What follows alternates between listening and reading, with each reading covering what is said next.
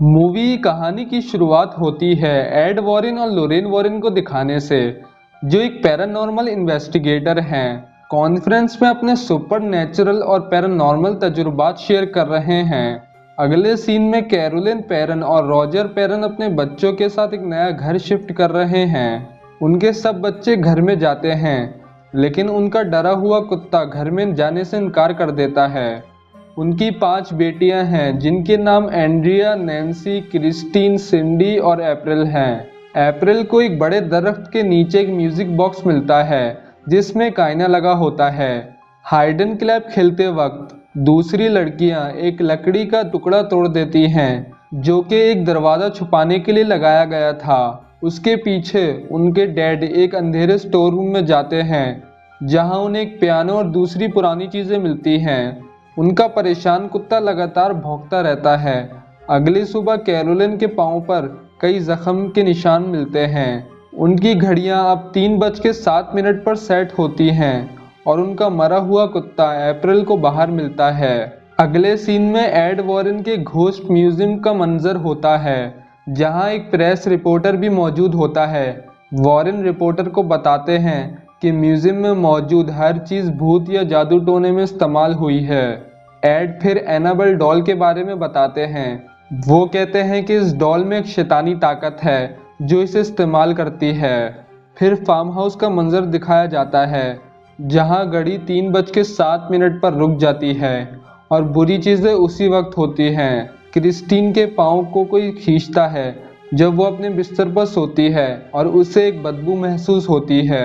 सिंडी नींद में चलने वाली होती है और इस हालत में एंड्रिया के कमरे में पहुंच जाती है और अपना सर अलमारी से टकराती है। अगले दिन कैरोलिन के जिस्म पर एक और जख्म का निशान मिलता है। जब रॉजर बाहर जाता है, वो एक मरा हुआ कबूतर देखता है जो दरख्त से गिरता है। ये वाकई एक शैतानी ताकत के वहां मौजूद होने की निशानी होती है। अप्रैल और कैरोलिन घर में अकेली होती हैं। अप्रैल एक ना दिखाई देने वाली चीज से बात करते हुए देखी जाती है। अप्रैल फिर हाइड एंड क्लैप खेलने को कहती है। जब कैरोलिन एंड्रिया के कमरे में उसे ढूंढने जाती है, अलमारी अपने आप खुल जाती है और कोई अपने हाथ बाहर निकालकर ताली बजाता है।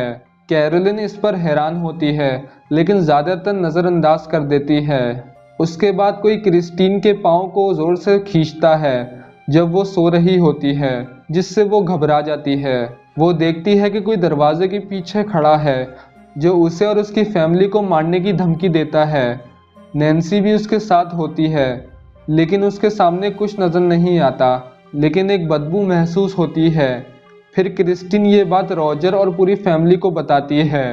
कैरोलिन के जिस्म पर कई जख्म के निशान दिखाए जाते हैं। फिर वो बच्चों की खेलने की आवाज़ सुनती है।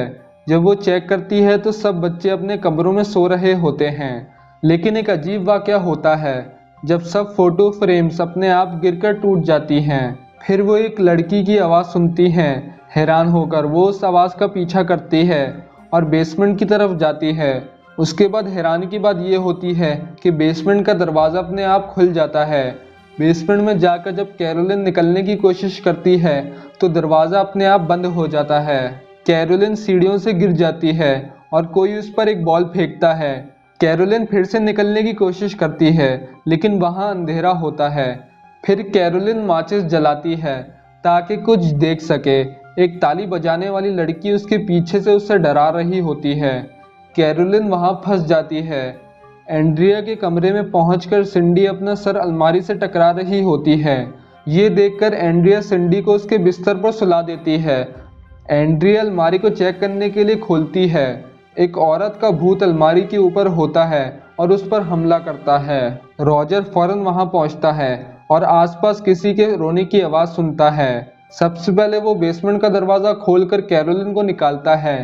बेसमेंट से बाहर आकर दोनों ऊपर जाते हैं और अपने बच्चों को एक जगह इकट्ठा करते हैं। अब सब डर गए हैं। अगले सीन में एक यूनिवर्सिटी दिखाई जाती है, जहां एड वॉरेन सुपरनैचुरलिज्म पर लेक्चर दे रहे होते हैं।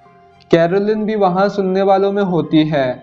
लेक्चर के बाद कैरोलिन एड वॉरेन और लोरेन वॉरेन से मिलती है और उन्हें अपने घर आने की दावत देती है। इस पर एड और लोरेन उसके घर जाते हैं। कैरोलिन और रॉजर पूरी कहानी सुनाते हैं कि हालात कितने ख़राब हो गए हैं। वो बताते हैं कि घर में बदबू होती है, रात को 3 मरतबा दरवाज़ा नॉक होता है और जो परिंदा घर में आता है वो उनके गार्डन में मरा हुआ मिलता है। घर की सब घड़ियां 3:07 पर रुक जाती हैं। एड उन्हें जवाब देते हैं कि ये सब वाकयात शैतानी मौजूदगी की निशानियां हैं।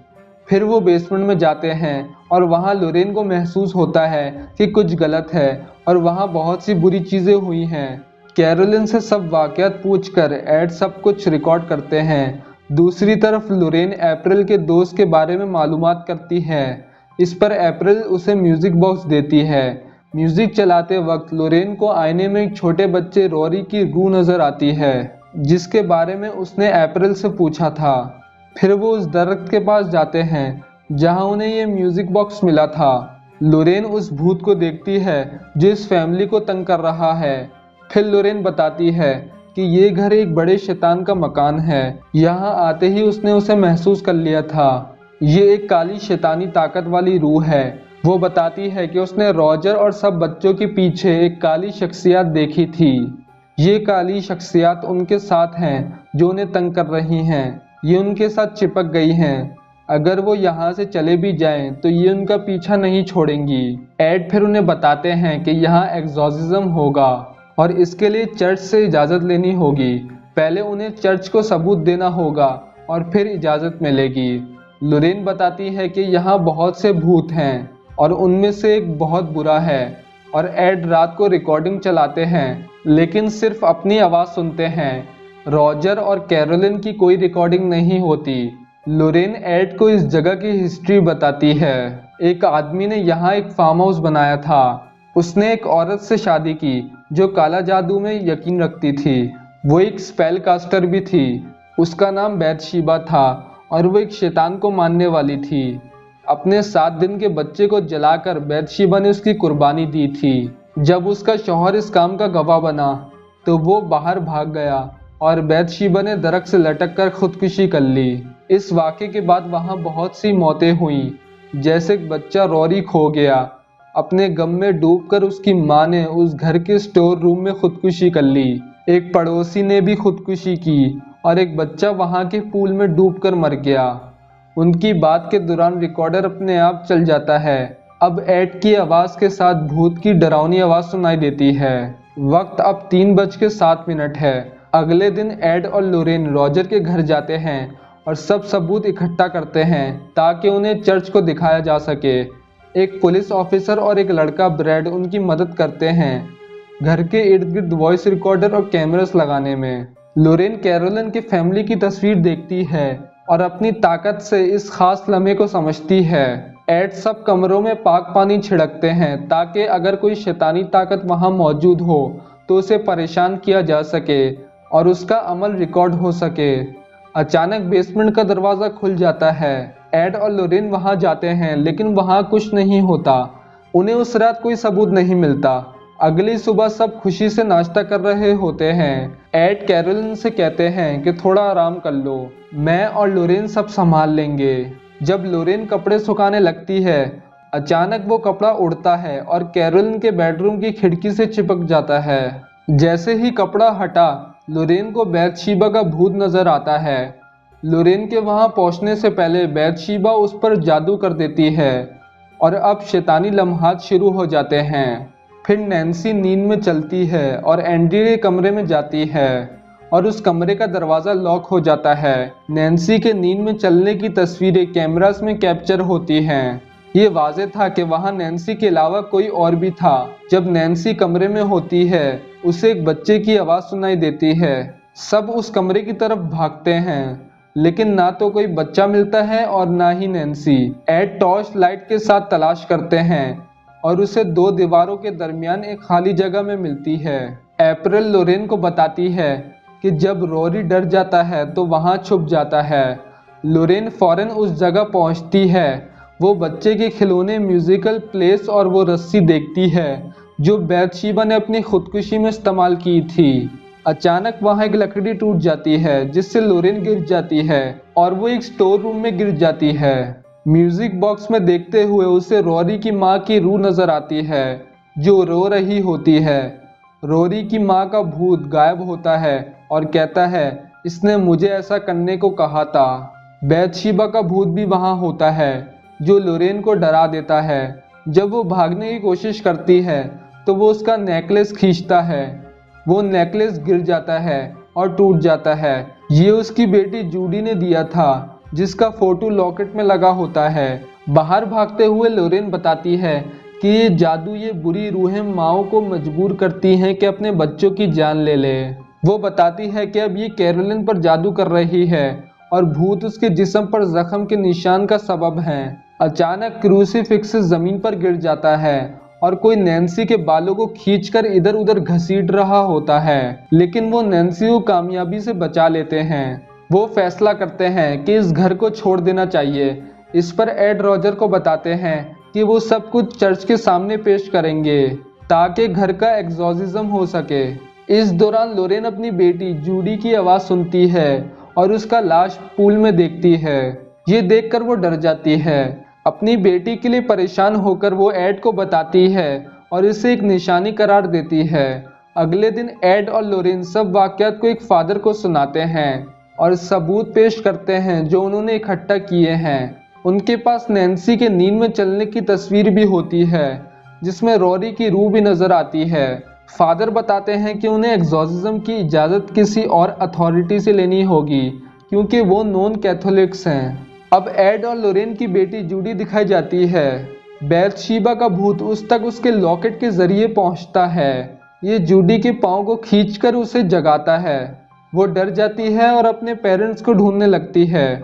हमें ये भी पता चलता है कि एनाबेल डॉल उनके घोस्ट म्यूजियम से गायब हो गई है। जूडी डर रही होती है और इसी वक्त बैथशेबा भी वहां नजर आती है जो एनाबेल डॉल को अपनी गोद में रखी होती है।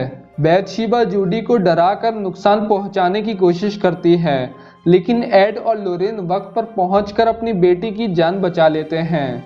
दूसरी तरफ कैरोलिन क्रिस्टिन और अप्रैल को अपने साथ लेकर जा रही होती है। ये मालूम होने पर रॉजर फौरन एड को इन्फॉर्म करता है। सब वापस उस घर जाते हैं। कैरोलिन लगभग क्रिस्टीन को मारने वाली होती है जब वो वहां पहुंचते हैं, लेकिन वो क्रिस्टीन की जान बचा लेते हैं और उसे गाड़ी में बिठाते हैं। ये देखकर अप्रैल डर के मारे एक जगह छुप जाती है।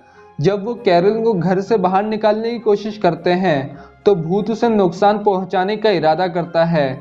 लोरेन को समझ आ जाता है कि अगर कैरोलिन बाहर जाती है तो वो भूत के हाथ से मर जाएगी। वो शैतान कैरोलिन को स्टोर रूम में घसीट लेता है। वो कैरोलिन को बचाने की कोशिश करते हैं, लेकिन शैतान अपनी ताकत से उसकी हालत और ख़राब कर देता है, इसलिए इस पर काबू पाना आसान नहीं होता। दूसरी तरफ पुलिस ऑफिसर घर में अप्रैल को ढूंढ रहा होता है। कैरोलिन किसी काबू में नहीं होती और वो एक एक कर सब पर हमला करती है। वो कैरोलिन को एक कुर्सी से बांध देते हैं। उसकी हालत देखकर एड फैसला करता है कि एग्जॉर्सिज्म करना पड़ेगा। जब एड एग्जॉर्सिज्म शुरू करते हैं तो ये शैतान बैथशेबा अपना काबू खो देती है। शैतानी ताकतें और मजबूत हो जाती हैं, लेकिन एड एग्जॉर्सिज्म जारी रखते हैं। अब एक अजीब मंजर दिखाया जाता है जिसमें शैतान कुर्सी को हवा में उठाता है और एग्जॉर्सिज्म को रोकता है। कुर्सी गिरकर टूट जाती है और इसके नतीजे में कैरोलिन आज़ाद हो जाती है और वो मुख्तलिफ तरीके से एड पर हमला करने की कोशिश करती है। इस वक्त पुलिस ऑफिसर अप्रैल को ढूंढ लेता है। अप्रैल के छुपने की जगह मालूम होने पर कैरोलिन उसे मारने के लिए आगे बढ़ती है। कैरोलिन के उससे मारने से पहले एड अपना एग्जॉर्सिज्म मुकम्मल कर लेता है। एड के कसम लेने पर बैथशेबा मान जाती है कि वो चली जाएगी। कैरोलिन अब भी शैतान के जादू में होती है। लोरेन और रॉजर उसकी मदद करते हैं। वो उसे उसके बच्चों और फैमिली की यादों से मजबूत करते हैं ताकि वो इस भूत से लड़ सके। आखिरकार उसके फैमिली का प्यार जीत जाता है और वो शैतानी भूत मजबूरन कैरोलिन को छोड़कर चला जाता है। कैरोलिन अपनी नॉर्मल हालत में वापस आ जाती है और सब अपनी जिंदगी खुशी से गुजारने लगते हैं। अप्रैल लोरेन का लॉकेट वापस करती है और एड उस म्यूजिक बॉक्स को अपने म्यूजियम में रख देते हैं और यही मूवी कहानी खत्म हो जाती है।